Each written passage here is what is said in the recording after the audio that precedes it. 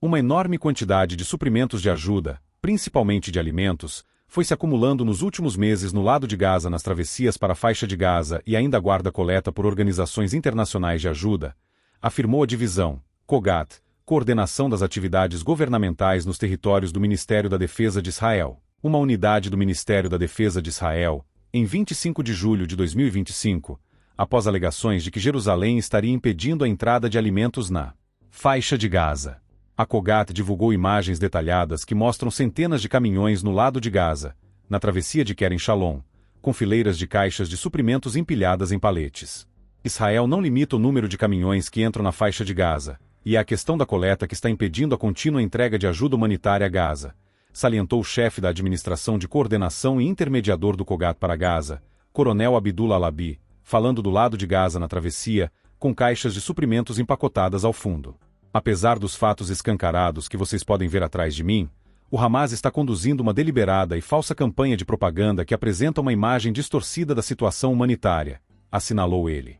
Alabi enfatizou que o Hamas está engajado em fazer propaganda, não por preocupação com os moradores de Gaza, e sim como tática de pressão no âmbito das negociações com Israel sobre a libertação do restante dos reféns mantidos na faixa de Gaza.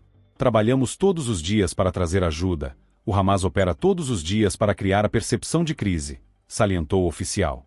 A comunidade internacional precisa saber a verdade. Estamos trabalhando em estreita coordenação com a ONU e com organizações humanitárias, instando-as a continuarem vindo para coletar ajuda e levá-la à faixa de Gaza. Mesmo assim, parte da ajuda está chegando à faixa de Gaza.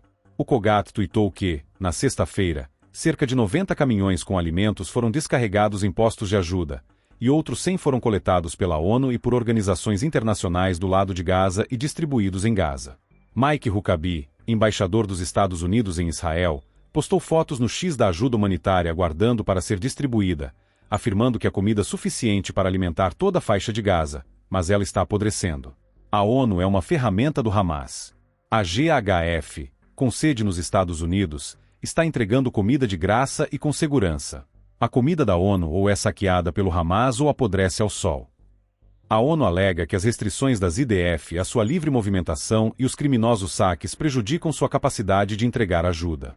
Esses fatores colocaram pessoas e equipes de ajuda humanitária em perigo e forçaram agências humanitárias a interromperem, em muitas ocasiões, a coleta de cargas em postos controlados pelas autoridades israelenses, segundo Olga Sherefko, porta-voz do Escritório de Coordenação de Assuntos Humanitários da ONU, OCHA, de acordo com a Associated Press.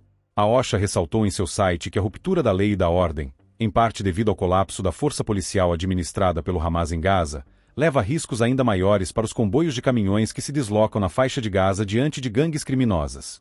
De acordo com a Fundação para a Defesa das Democracias, FDD, sediada nos Estados Unidos, o mecanismo de ajuda da ONU permitiu que o Hamas se apoderasse e acumulasse ajuda por muitos meses durante a guerra, fazendo com que a organização terrorista lucrasse centenas de milhões de dólares com a venda dos suprimentos no mercado secundário, enquanto cidadãos comuns de Gaza passavam fome.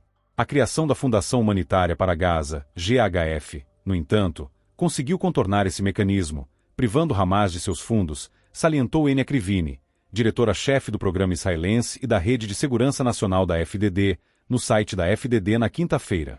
O Hamas entende que, se não retomar o controle da economia da ajuda em Gaza, seus dias de governo do enclave estarão contados. Ao se recusar a trabalhar com a GHF, as Nações Unidas estão vergonhosamente lançando uma tábua de salvação para o Hamas, acrescentou Krivini. Enquanto isso, o presidente Donald Trump expressou sua frustração na sexta-feira com o impasse nas negociações mediadas pelos Estados Unidos para costurar um acordo de cessar-fogo entre Israel e o Hamas para a soltura dos reféns, atribuindo a culpa diretamente ao grupo terrorista palestino. É uma pena, o Hamas não queria realmente fechar um acordo, salientou Trump. Acho que eles querem morrer. E isso é muito, muito ruim. Chegou a um ponto em que vocês terão de dar um basta.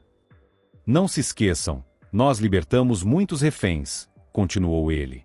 Então agora a questão são os últimos reféns, e eles sabem o que acontece depois que vocês os pegarem. E é basicamente por isso que eles realmente não queriam fechar um acordo. Dá para ver.